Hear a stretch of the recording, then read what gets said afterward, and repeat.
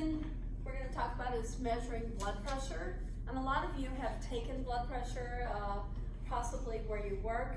And I do have this information on the back side of the pink notes on the last page, right?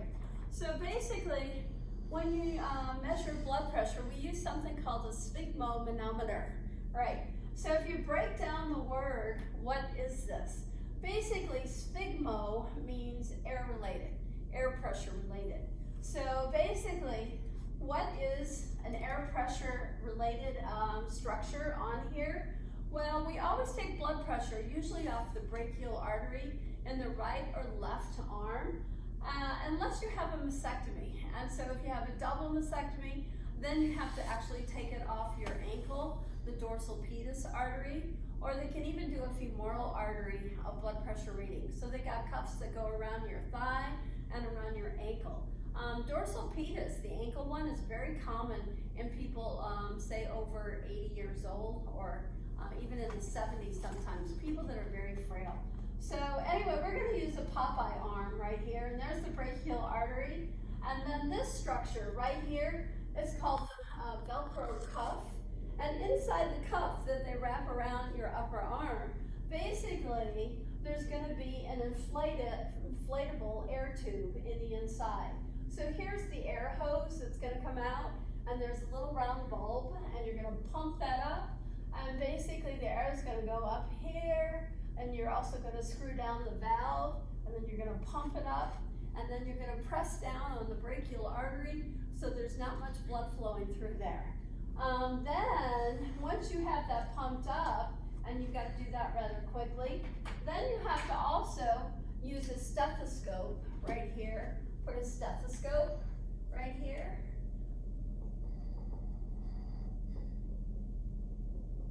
A stethoscope right on underneath, tucked underneath our Velcro cuff. And basically, because you want to hear the heart sounds. You want to hear the blub blub. You want to hear the heart sounds.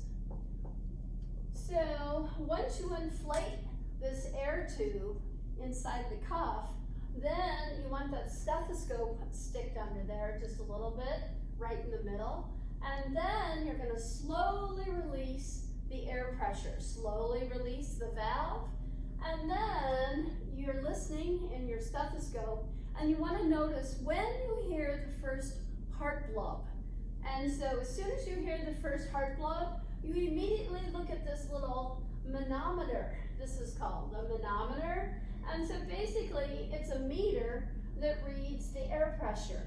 So there's a hose that comes up here, and underneath in this little meter structure, there's a piece of, that's a mercury ball right there. And so that little red structure is a little round ball of mercury. So it's a ball of mercury. And so Hg, mercury, chemistry, right there. And so the mercury, anytime you see the prefix mano, always means mercury is in something, right?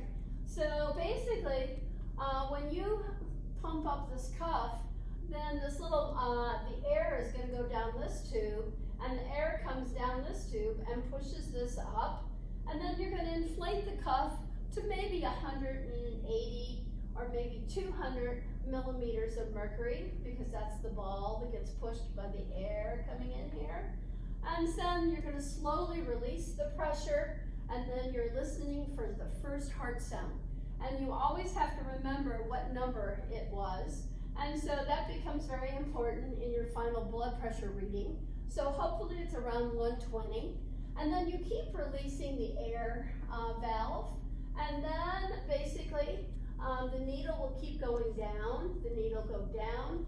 And then when the first time you can no longer hear a blub blub, the heart sounds, then that's when you got to remember the last number that you're going to come up with.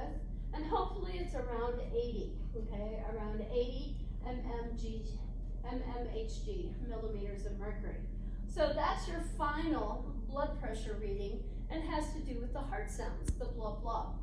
And so manometer means basically a mercury meter, And so it's, again, as you increase the air pressure in this cuff, then that air goes down into this tube, and then that pushes the ball up, and then you go to a certain number, and then you want to release the air so that the artery won't explode, and you'll have a little aneurysm. So you want to basically open that up, and then as the air goes down, you want to hear the first heartbeat sound, which becomes the top number, and then when you can no longer hear the heart beat, then that becomes the bottom number, and then you just release all the air, and the cuff deflates. Right, no big deal. And so, what's the name of this whole contraption? This whole contraption up here, this instrument is called a sphygmomanometer. That's how you pronounce that. One big, long, horrible word to spell. Sphygmomanometer. And so that gives you a blood pressure reading. So normal blood pressure for an adult right here is 120/80 for an adult, okay? An adult. And so we also say that you can give sort of a leeway in this recording, and you can say plus or minus 20 to the top or the bottom number. So they say hypertension is usually 140/100, and that means high blood pressure right there, high blood pressure. And so what does this stand for in terms of your heart function? Well, the top number is always called the what? The top number is called the systolic number. The systolic number. And the bottom number is called, right here,